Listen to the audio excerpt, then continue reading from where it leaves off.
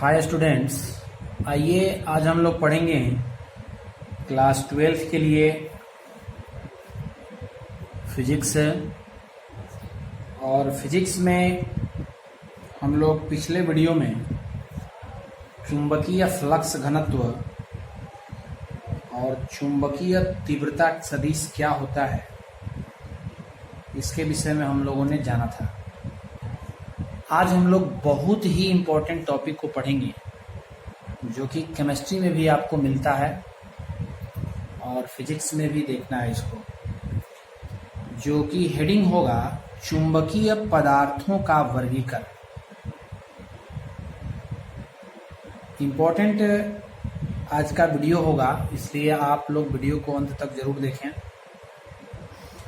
तो चुंबकीय पदार्थ जो होते हैं वो कितने तरह के होते हैं, उनके क्या लक्षण हैं, इससे संबंधित हम लोग चर्चा आज करेंगे।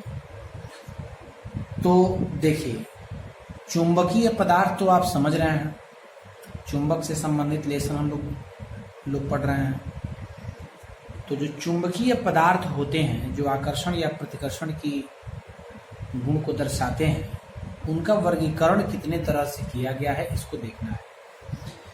तो सन 1846 में फैराडे ने अपने प्रयोगों के आधार पर बताया कि संसार में प्रायः सभी पदार्थों में चुंबकत्व के कुछ गुण पाए जाते हैं। चुंबकीय व्यवहारों के आधार पर पदार्थों को 3 वर्गों में विभाजित किया गया है।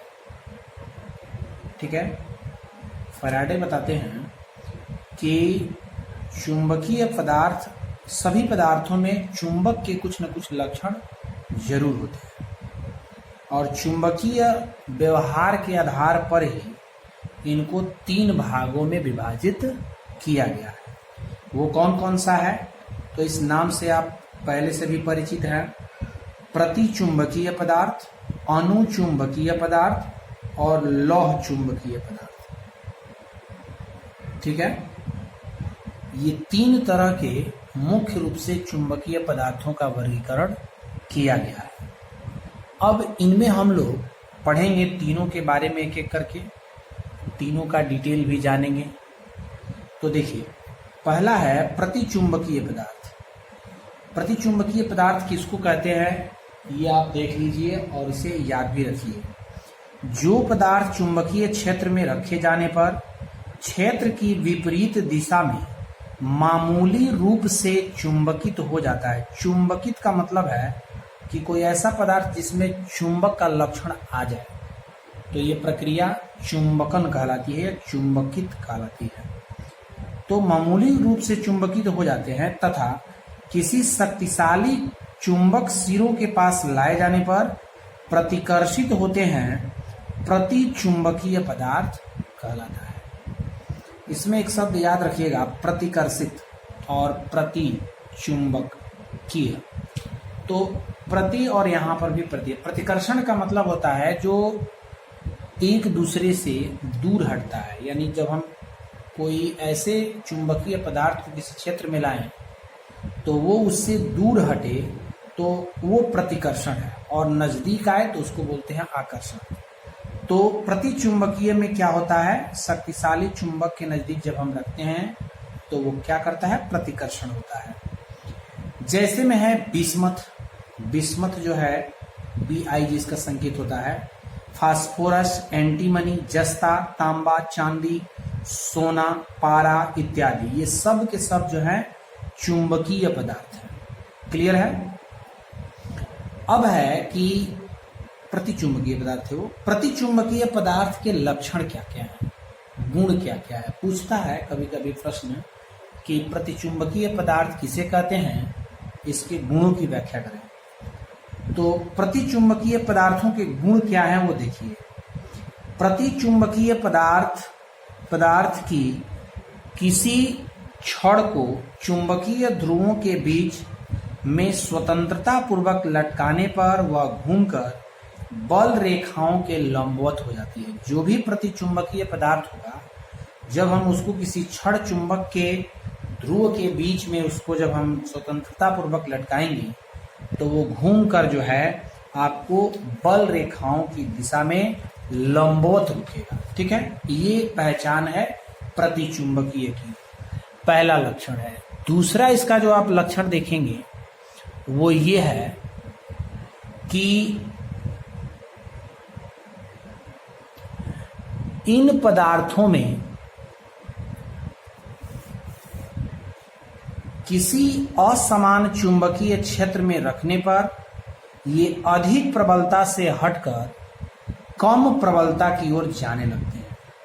जब ऐसे पदार्थों को हम किसी चुंबकीय क्षेत्र में रखेंगे तो जिधर प्रबलता ज्यादा होगी, यानी चुंबकत्व लक्षण जिधर ज्यादा होगा उधर से वो हटता है और कम प्रबलता की ओर वो जाना चाहता है और जाने भी लगता है। ठीक है, दूसरा यानी नेक्स्ट इसका जो लक्षण है वो है कि प्रतिचुंबकीय पदार्थों का व्यवहार ताप के परिवर्तन से अप्रभावित रहता है। समझिएगा, जो भी प्रतिचुंबकीय पदार्थ जैसे अभी हम लोगों ने देखा जस्ता है, बिस्मथ है, इस पर अगर हम टेम्परेचर दें, कम या ज्यादा करें, तो उस पर उसके लक्षण का, उसके गुण का कोई खास प्रभाव नहीं पड़ता है, अप्रभावित रहता है, कोई परिवर्तन नहीं होता है। ठीक है, अगला नंबर है कि प्रतिचुंबकीय पदार्थों की आपेक्षिक चुंबकशीलता, ठीक है, एक से कुछ कम होती है। याद रखिएगा, ऑब्जेक्टिव प्रश्न में आ सकता है कि प्रतिचुंबकीय पदार्थों की जो चुंबकशीलता होती है वो एक से कम होती है। ठीक, अगला दिया गया है, आप देखेंगे 5 नंबर में कि प्रतिचुंबकीय पदार्थ की चुंबकीय प्रवृत्ति कम यानी अल्प किंतु ऋणात्मक होती है। प्रतिचुंबकीय पदार्थ की जो चुंबकीय प्रवृत्ति होती है, जो उसका नेचर होता है, वो आपको बहुत ही कम होता है और ऋणात्मक होता है, यानी माइनस में होता है इसका मान। तो ये आपको प्रतिचुंबकीय पदार्थ और उसके लक्षण थे। अब अगला देखेंगे, नेक्स्ट जो आपको मिलेगा हेडिंग वो क्या है, तो अनुचुंबकीय। 3 तरह के हैं ना, तो हम लोग अभी पहला पढ़ रहे थे। दूसरा आप देखेंगे अनुचुंबकीय पदार्थ। तो देखिए, अभी आप प्रतिचुंबकीय परिभाषा में पढ़े कि प्रतिकर्षण की क्रिया होती है, यहां पे आपको बताएगा कि आकर्षण होता है। तो कैसे है कि जो पदार्थ बाह्य चुंबकीय क्षेत्र में रखे जाने पर क्षेत्र की ही दिशा में मामूली रूप से, ध्यान दीजिएगा, वहां पर था क्षेत्र के विपरीत दिशा में, यहां है क्षेत्र की ही दिशा में मामूली रूप से चुंबकित हो जाए और किसी शक्तिशाली चुंबक के सिरों के पास लाए जाने पर उसकी ओर आकर्षित हो। ध्यान दीजिएगा, अनु और आकर्षित, प्रति में प्रतिचुंबकीय और प्रतिकर्षण, इस तरह से आप ट्रिक लगा के याद कर सकते हैं। तो शक्तिशाली चुंबक के नजदीक जब लाएंगे तो वो आकर्षण की क्रिया को दर्शाएगा। तो यह पदार्थ कौन सा होगा, अनुचुंबकीय पदार्थ कहलाएगा। ठीक है, अब इसमें कौन कौन से आते हैं, तो एल्यूमिनियम है, मैग्नीज है, प्लेटिनम है, सोडियम है, कॉपर क्लोराइड है, ये आपको सब आते हैं अनुचुंबकीय पदार्थ में। अब अनुचुंबकीय पदार्थ के भी गुण हैं। अनुचुंबकीय पदार्थ के गुण आप देखेंगे जो कि दिया गया है नंबर 1 में, कि जब किसी अनुचुंबकीय पदार्थ की छड़ को 2 चुंबक के ध्रुवों के बीच लटकाते हैं तो छड़ की अक्ष घूमकर चुंबकीय क्षेत्र की समांतर हो जाती है। अभी आप ध्यान दीजिए, उधर क्या हम लोग पढ़े प्रतिचुंबकीय में, कि जब हम किसी प्रतिचुंबकीय को किसी छड़ चुंबक के ध्रुवों के बीच स्वतंत्रतापूर्वक लटकाएंगे तो वो क्या था, बल रेखाओं की दिशा में आकर लंबवत हो जाता था, वहां लंबवत था। यहां पे ध्यान दीजिएगा कि घूमकर वह चुंबकीय क्षेत्र के क्या हो जाता है, समानांतर हो जाता है। ठीक है, तो ये आपको अनुचुंबकीय का पहला लक्षण है। इसी तरह से आप देखेंगे इसका जो दूसरा लक्षण आप देख पाएंगे तो वो होता है कि ये पदार्थ असमान चुंबकीय क्षेत्र में क्षेत्र के अधिक तीव्रता वाले भाग की ओर आकर्षित होते हैं। आपको बता दें कि अभी हम लोग जब उधर पढ़ रहे थे तो उसमें हम लोगों को मिला कि जब हम असमान चुंबकीय क्षेत्र में रखेंगे तो वो कम तीव्रता, अधिक तीव्रता से कम तीव्रता वाले की ओर आकर्षित होगा, लेकिन यहाँ पे क्या है, अधिक तीव्रता वाले की ओर आकर्षित होगा। आपको हम इसका ट्रिक बता दें तो अगर आप एक याद रख लेते हैं प्रतिचुंबकीय तो उसका उल्टा कर लेंगे, विलोम कर लेंगे तो आपको अनुचुंबकीय भी याद हो जाएगा। लेकिन आपको थोड़ा देखना तो पड़ेगा ही। तीसरा नंबर है अनुचुंबकीय पदार्थों की आपेक्षिक चुंबकशीलता एक से अधिक होती है, कुछ अधिक होती है, नहीं माइनर, ज्यादा नहीं। ठीक है, तो उनका था क्या, प्रतिचुंबकीय का था एक से कम, और इसका क्या है आपको एक से अधिक है। ठीक है, आप अगला देखेंगे तो इसमें दिया गया है कि ताप बढ़ाने पर अनुचुंबकीय पदार्थों का अनुचुंबकत्व कम हो जाता है, इसका टेम्परेचर पर प्रभाव पड़ेगा। यानी हम टेम्परेचर को अगर बढ़ाएं तो उसका चुंबकत्व जो लक्षण है अनुचुंबकीय पदार्थों का वो कम हो जाएगा। ठीक है, अगला नंबर दिया गया है कि अनुचुंबकीय पदार्थों की चुंबकीय प्रवृत्ति अल्प होती है लेकिन धनात्मक होती है। अभी ये भी एक देखिए पॉइंट है, अभी हम लोग उधर पढ़े कि ऋणात्मक होती है प्रतिचुंबकीय का, अल्प होता है उधर भी लेकिन ऋणात्मक होता है, और यहाँ पे अल्प होता है लेकिन कम होता है, सॉरी प्लस होता है, धनात्मक में होता है। ठीक है, तो इस तरह से आप इसको याद कर सकते हैं। एक और इसके प्रकार आपको पता है कौन सा, तो लौह चुंबकीय पदार्थ तीन तरह के होते हैं। तो लौह चुंबकीय पदार्थ क्या है इसको जानते हैं। देखिए वे पदार्थ जो किसी चुंबक के सिरों के पास लाए जाने पर तीव्रता से आकर्षित होते हैं तथा किसी चुंबकीय क्षेत्र में रखने पर क्षेत्र की दिशा में प्रबल रूप से चुंबकित हो जाते हैं, लौह चुंबकीय पदार्थ कहलाता है। अब देखिए थोड़ा सा आपको ध्यान देना होगा कि जैसे हम लोगों ने अनुचुंबकीय में भी पढ़ा कि वहां पे क्या होता है, आकर्षण होता है। ठीक है, आकर्षित हो जाता है चुंबकीय, शक्तिशाली चुंबक के नजदीक अगर हम उसको रखते हैं तो अनुचुंबकीय पदार्थ को। लौह चुंबकीय पदार्थ में भी वही बात है, लेकिन थोड़ा सा ध्यान दीजिए कि ये बहुत तेजी से आकर्षित होता है उसकी ओर। लौह चुंबकीय पदार्थ शक्तिशाली चुंबक की ओर बहुत ही तेजी से आकर्षित होता है और प्रबल रूप से चुंबकित हो जाता है, उसके अंदर चुंबकीय लक्षण बहुत ही ज्यादा स्ट्रॉन्ग और पावरफुल आ जाता है। ठीक है, इसके अंतर्गत जैसे लोहा है, निकेल है, कोबाल्ट है, और इसकी जितनी भी मिश्र धातुएं होती है जो कई धातुओं से मिलकर बनाई जाती है उसको मिश्र धातु बोलते हैं। तो इन सबको लौह चुंबकीय पदार्थ कहते हैं। तो इनके भी लक्षण आपको हैं, याद हो जाएगा ना आपको, बहुत ही आसान दिया गया है। लौह चुंबकीय पदार्थ के लक्षण क्या है, गुण क्या है, तो ये चुंबक द्वारा आकर्षित होते हैं, यहीं से कंफर्म हो जाएगा। अभी हम लोगों ने पढ़ा कि आकर्षित होता है, तो ये चुंबक से आकर्षित होगा। दूसरा है लौह चुंबकीय पदार्थ को किसी चुंबकीय क्षेत्र में स्वतंत्रता पूर्वक लटकाने पर वह क्षेत्र के समांतर हो जाता है। ध्यान दीजिएगा ये अनुचुंबकीय से थोड़ा मिलता जुलता है, जैसे अभी हम लोग अनुचुंबकीय में पढ़े कि वो भी समानांतर हो जाता है।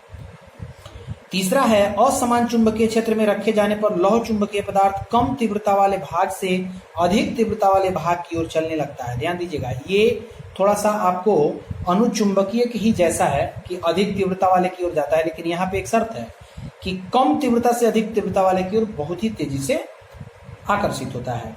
अगला नंबर है कि लौह चुंबकीय पदार्थ की किसी चुंबकीय क्षेत्र में रखे जाने पर वह क्षेत्र की दिशा में ही शीघ्रता से